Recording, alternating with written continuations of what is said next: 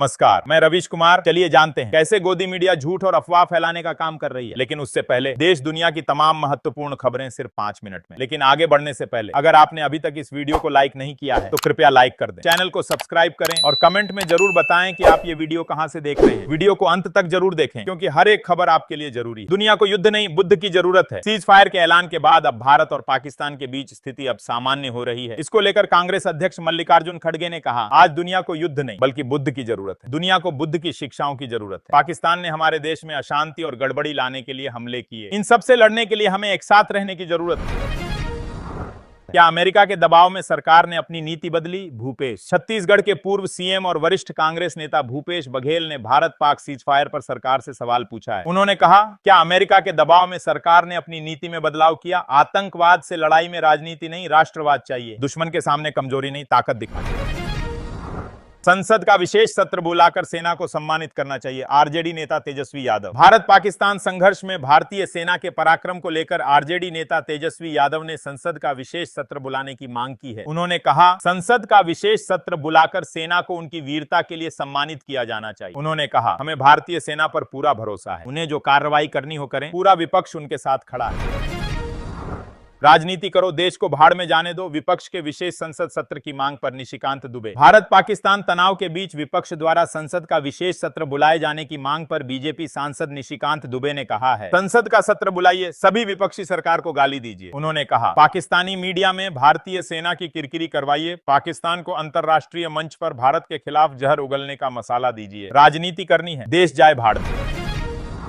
1968 युद्ध के बाद इंदिरा गांधी ने स्थिति को ठीक से नहीं संभाला। असम के सीएम शर्मा। असम के मुख्यमंत्री हिमंत बिस्वा शर्मा ने कहा है कि पूर्व प्रधानमंत्री इंदिरा गांधी ने 1971 में पाकिस्तान के खिलाफ भारत की जीत और बांग्लादेश के गठन के बाद की स्थिति को ठीक से नहीं संभाला। उन्होंने कहा, भारत 1971 के युद्ध के बाद स्थायी रणनीतिक लाभ हासिल करने और सिलीगुड़ी कॉरिडोर की कमजोरी को दूर करने में विफल रहा।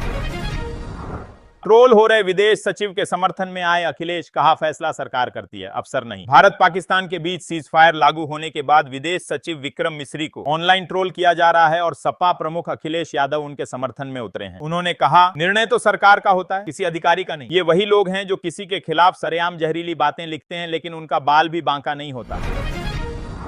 विक्रम मिस्री को किया ट्रोल, सचिन पायलट ने कहा, यह स्वीकार्य नहीं। भारत पाक के बीच सीज फायर की घोषणा विदेश सचिव विक्रम मिस्री ने की थी, फिर भारतीय ही उन्हें ट्रोल करने लगे। कांग्रेस नेता सचिन पायलट ने एक्स पर लिखा, मैं विदेश सचिव विक्रम मिस्री के परिवार को सोशल मीडिया पर ट्रोल करने की निंदा करता हूं। हमारे पेशेवर राजनयिकों और सिविल सेवकों को निशाना बनाया जाना कतई स्वीकार्य नहीं है। ये वो राजनयिक हैं जो राष्ट्र की सेवा के लिए समर्पित हैं और केवल देश के लिए काम करते हैं।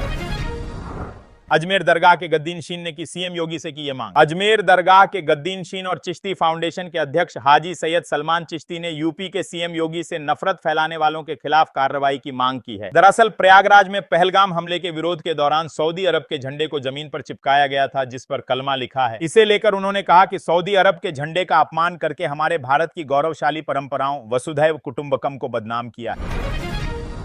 कर्नाटक में 1 लाख लोगों को मिलेंगे घर के कागज। कर्नाटक की कांग्रेस सरकार अपनी दूसरी सालगिरह पर एक बड़ा तोहफा देने की तैयारी कर रही है। उप मुख्यमंत्री डीके शिव कुमार ने बताया कि विजयनगर जिले में 20 मई को 1 लाख से अधिक जरूरतमंद लोगों को उनके घरों के मालिकाना हक के कागज दिए जाएंगे। पहले अवैध माने जाने वाले इन घरों को अब राजस्व गांव घोषित किया गया है। नमो भारत ट्रेन में किराया घटा, यात्रियों को मिली राहत। नमो भारत ट्रेन में प्रीमियम कोच का किराया 50% से घटकर 20% हो गया है। आनंद विहार से मेरठ साउथ तक स्टैंडर्ड क्लास 130 रुपए और प्रीमियम क्लास 155 रुपए रहेगा। 55 किलोमीटर के रूट पर चलने वाली इस ट्रेन में न्यू अशोक नगर, गाजियाबाद, मोदीनगर सहित कई स्टेशन शामिल हैं। किराया कम होने से यात्रियों की संख्या बढ़ने की उम्मीद है।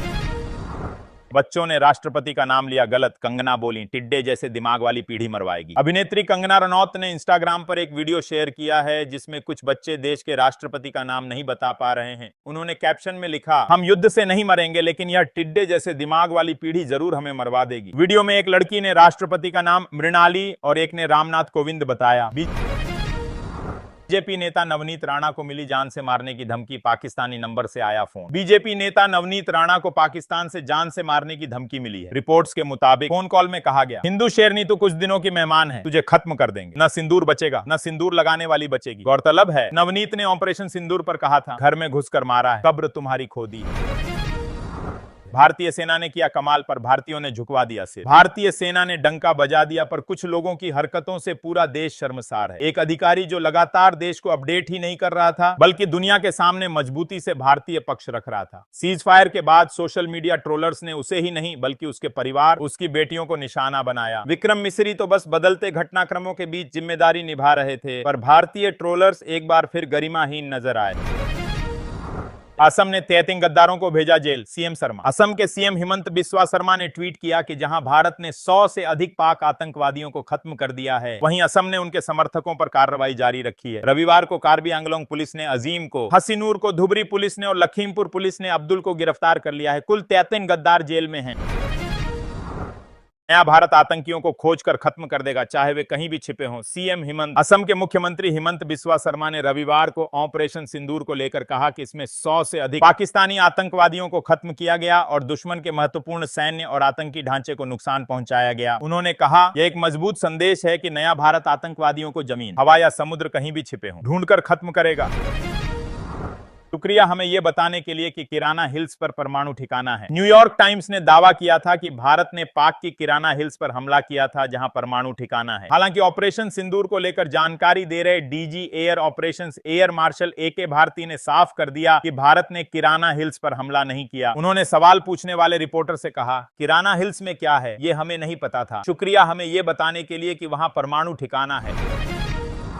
भारत पाकिस्तान सीज फायर का स्वागत। पोप वेटिकन सिटी के नए पोप लियो ने भारत पाकिस्तान सीज फायर का स्वागत किया है। उन्होंने कहा, मुझे इस बारे में सुनकर खुशी हुई और उम्मीद है कि बातचीत से परमाणु संपन्न पड़ोसियों के बीच एक स्थायी समझौता हो सकेगा। मैं ईश्वर से प्रार्थना कर रहा हूं कि वह दुनिया को शांति का चमत्कार प्रदान करे। अमेरिका कौन होता है हमें बताने वाला, कश्मीर पर ट्रंप की मध्यस्थता को लेकर आम आदमी पार्टी। अमेरिकी राष्ट्रपति डोनाल्ड ट्रंप द्वारा कश्मीर मुद्दे पर मध्यस्थता की पेशकश करने को लेकर आम आदमी पार्टी से राज्यसभा सांसद संजय सिंह ने कहा है, भारत का 70 वर्षों से पक्ष रहा है कि भारत पाकिस्तान के बीच कोई तीसरा देश मध्यस्थता नहीं करेगा। उन्होंने कहा, अमेरिका कौन होता है हमें यह बताने वाला, ट्रंप के कहने पर सीज फायर क्यों किया गया। फिर से 8 बजे पीएम मोदी के संबोधन पर एक्टर का विवादित पोस्ट। पीएम मोदी ऑपरेशन सिंदूर के बाद राष्ट्र को आज रात 8 बजे संबोधित करने जा रहे हैं। ऐसे में फिल्म क्रिटिक कमाल राशिद खान ने एक्स पर पोस्ट करते हुए विवादित बयान दे दिया है। उन्होंने एक्स पर लिखा, फिर से 8 बजे, ये 8 बजे खतरनाक है। इस पर यूजर्स खूब कमेंट कर रहे हैं। एक ने लिखा, कम से कम देश का मजाक तो मत बनाओ, पीएम है वो। दूसरे ने लिखा, मोदी जी का लकी नंबर 8 है। पाक ने मंदिरों, गुरुद्वारों और दरगाहों को बनाया निशाना। जम्मू कश्मीर के मुख्यमंत्री उमर अब्दुल्ला ने कहा, पाकिस्तान ने केवल एक समुदाय को निशाना नहीं बनाया, बल्कि उन्होंने गुरुद्वारों, मंदिरों, मदरसों और दरगाहों को भी निशाना बनाकर गोलीबारी की है। पाकिस्तान ने भारतीय सेना पर आरोप लगाया था कि उसने धार्मिक स्थलों को निशाना बनाया है, जबकि असल में पाकिस्तानी सेना ऐसा कर रही है। पाक में आतंकी ठिकानों को निशाना बनाने के लिए भारतीय सेना को बधाई, रजनीकांत। एक्टर रजनीकांत ने भारत पाकिस्तान के बीच हुए सीज फायर को लेकर कहा है, पाकिस्तान में आतंकी ठिकानों को निशाना बनाने के लिए भारतीय सशस्त्र बलों को मेरी हार्दिक बधाई। उन्होंने कहा, इस युद्ध को कुशलता पूर्वक, दृढ़ता और जोश से संभालने के लिए प्रधानमंत्री नरेंद्र मोदी, गृह मंत्री अमित शाह, रक्षा मंत्री राजनाथ सिंह, हमारे ट्राइफोर्स अधिकारियों और सैनिकों को मेरी बधाई। तो ये थी आज की सबसे जरूरी खबरें सिर्फ 5 मिनट में। उम्मीद है आपको यह वीडियो पसंद आया होगा। अगर अब तक आपने लाइक नहीं किया है तो अभी कर दीजिए। चैनल को सब्सक्राइब करें और कमेंट में बताएं कि आपको कौन सी खबर सबसे ज्यादा अहम लगी। मिलते हैं अगली वीडियो में, तब तक के लिए धन्यवाद।